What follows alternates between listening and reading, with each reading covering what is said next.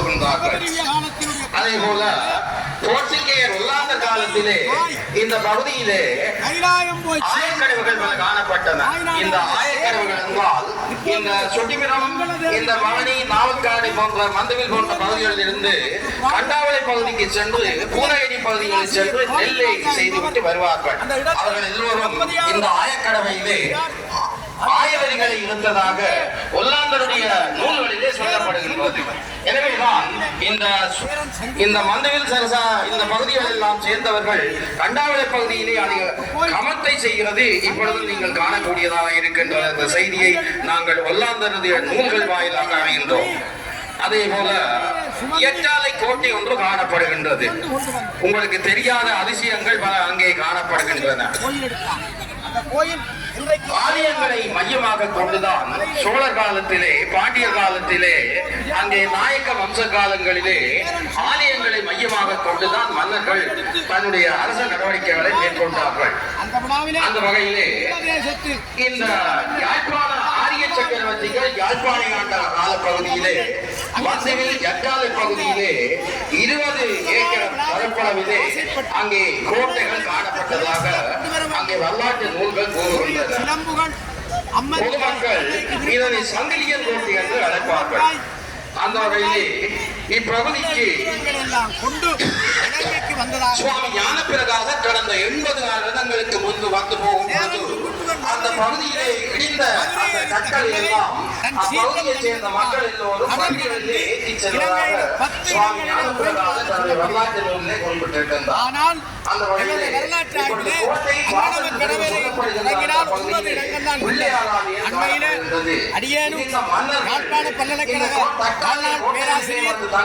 பேராசிரியர் கிருஷ்ணராஜா அவர்களும் நாங்கள்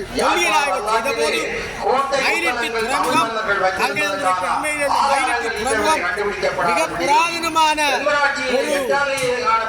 இடமாக கண்டுபிடிக்கப்பட்டது. சிந்துவெளியிலே கண்டுபிடிக்கப்பட்டன. அந்த இடத்துக்கு அண்மையிலே தேவையாக உள்ள இடத்திலே பல்லவர் காலத்தில் அமைக்கப்பட்ட கண்ணகி கோவிலை கண்டுபிடித்திருக்கிறோம். 2 கோமுகங்களோடு புராதன தீர்த்தத்தோடு கட்டடத்தோடு அந்த கோயில் இருந்திருக்கு. அதுதான் முதலாவது கண்ணகி கோயில் அடையாளப்படுத்தினார். இந்த இடத்திலே முதலாவது கண்ணகை வந்து அந்த இடத்திலே உறைந்திருந்தால் பின்பு அங்கனமே கடவை, 3வது பங்கத்தலச்சி, 4வது மீதான சோழியம்மன், 5வது சுட்டிபுரம், 6வது மக்கள் இந்த பகுதிக்கு வந்து தென்மராட்சி பகுதியிலே அவர்கள் ஆறுதலாக இருந்து தங்களுடைய இடங்களுக்கு சென்றதை நாங்கள் நேரடியாக கண்டிருக்கிறோம். அத்தகைய வரலாற்று சிறப்பு தென்மராட்சி பகுதியிலே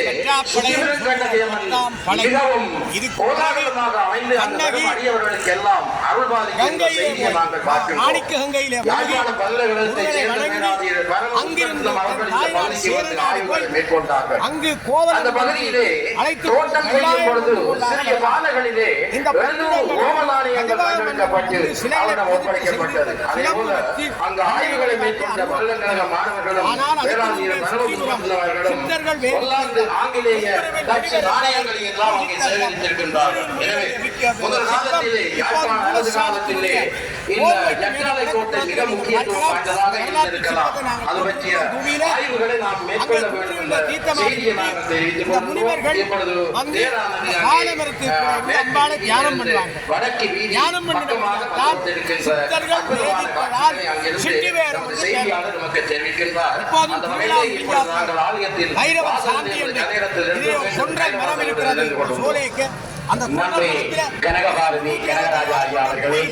இந்த அற்புதமான வேளையிலே மிக அற்புதமாக மயமதம் மான சாரம் என்று சொல்லுகின்ற நூல்கள் எவ்வாறு ஒரு திருத்தேர் அமைய வேண்டும் என்று கூறுகின்றதோ அவற்றுக்கெல்லாம் அமைவாக இந்த தேர் அமைய பெற்று அழகிய துடைப்பு சிற்பங்கள் அந்த தேரிலே செதுக்கப்பட்டிருப்பதை நாங்கள் பார்க்கின்றோம். இவ்வாறான இந்த மகிமை மிக்க அந்த திருமண சிறப்பு மிக்க தேரானது குபேர திசையிலே தருணம் தருகின்றது.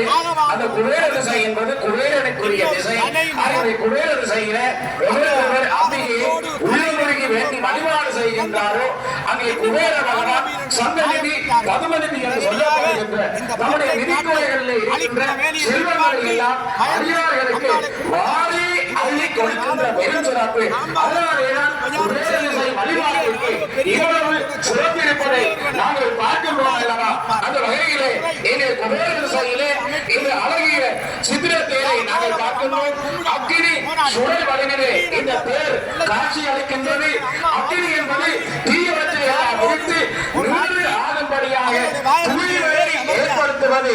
அந்த வகையிலேதான் இந்த தேர் அக்கினி சுடர் வழியிலே அமையப்பட்டிருப்பதை நாங்கள் காணக்கூடியதாக இருக்கின்றது.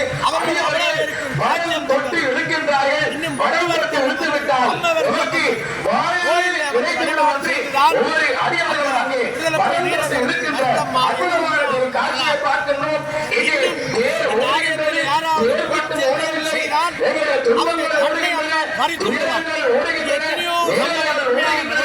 கொடுமைகள் எல்லாம் விட்டு பறந்து ஓடுகின்றன. ஆகவே வடம் தொட்டு இழுத்து வாயில் கிடைக்கின்ற இந்த அற்புதமான தெய்வீக திருமணங்களை ஒவ்வொரு ஆகியோர்களும் விளைந்திருக்கின்ற மகோதரமான காட்சியை பார்க்கின்றோம். இப்புறவி தப்பினால் ஒப்புரவை வாய்க்குமோ பராதரவை என்று அதை பாடுவதற்கு அமைய இன்றைய இந்த அரியதிரி காட்சியை காண வேண்டும் என்பதாலே இத்தனை நாட்களாக நாளெல்லாம் பகிர்ந்தோம். ஆகவே இன்றைய நாளை நாங்கள் தவறவிட்டு விட்டால் மீண்டும் இந்த நாளுக்காக நாட்களை என்ன வேண்டும், வாரங்களை என்ன வேண்டும், வாரங்களை என்ன வேண்டும். இந்த அழகிய அற்புதமான தெய்வீக திருவீரர்களே படம் தொட்டு எடுத்து வாழ்வு போக்கின்ற நிகழ்வை நாங்கள் இங்கே பார்க்கின்றோம். ஒவ்வொரு அடியவர்களும் பெருமாட்டியினுடைய தெய்வீக அந்த திருமணத்தை பிடித்து இங்கே வரம்படித்து விட்டு வருகின்ற மகோதரமான திருக்காட்சி சமைக்கை கண்டை ஓடுகின்ற அடியவர்கள் எங்களுடைய மனமானது அங்கே மெய் வாயை கண் மூக்கில் சுவை என்கின்ற அந்த புலல் வழியை செல்லாது மனதை நாங்கள் ஒருநிலைப்படுத்த வேண்டும். எந்த இடத்தில் இருந்து திருத்த நகர ஆரம்பித்தவோ அதே இடத்திற்கு மீண்டும் வந்தடைய வேண்டும் என்பது நியதி அல்லவா? அந்த வகையிலேதான் எங்களுடைய வாழ்வு அங்கே உரைகளை அடைகின்ற அந்த இலட்சிய வழிகளை அமைய வேண்டும்.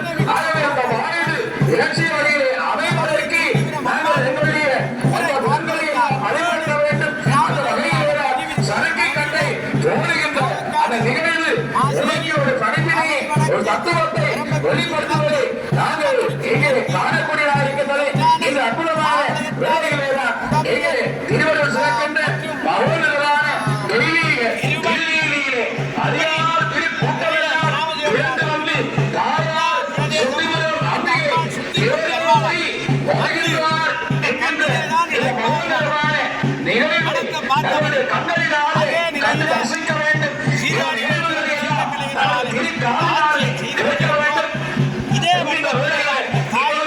இந்த அழகிய சித்திரத்தில் ஈசானத்தை நோக்கி நகருகின்ற காட்சி இங்கே அற்புதமாக விநாயகர் பெருமான் முன்னேற சந்திர வட்ட குடை பிடித்து விநாயகர் பெருமான் அதுவும் வந்து இங்கே முருகப் பெருமான் வள்ளியமான சகோதரராக ஞான கொழுந்தும் ஞான பரமும் முன்னே வந்து கொண்டிருக்கின்ற காட்சியை பார்க்கின்றோம். ஞான கொழுந்தாக விளங்குகின்ற பெருமான் விநாயகர் பெருமான் ஞான பரமாக விளங்குகின்ற பெருமான் முருகப் பெருமான் அம்மையப்பரே உலகில் என்று சொல்ல பெருமான் விநாயகர் பெருமான் உலகந்தான் அம்மையப்பர் என்று சொல்ல பெருமான் முருகப் பெருமான். ஆகவே இங்கே ஞான கொழுந்து ஞான பரம் இரண்டு பேர் எங்கே அற்புதமாக சந்திர பட்ட குடை பிடித்து இங்கே அறியாதவர்களுக்கெல்லாம் திடீர் தரிசனம் தருகின்ற அழகு காட்சிக்கோ ஓரத்திற்கு நேரே தரிசனம் தருகின்ற திருக்காட்சி நாங்கள்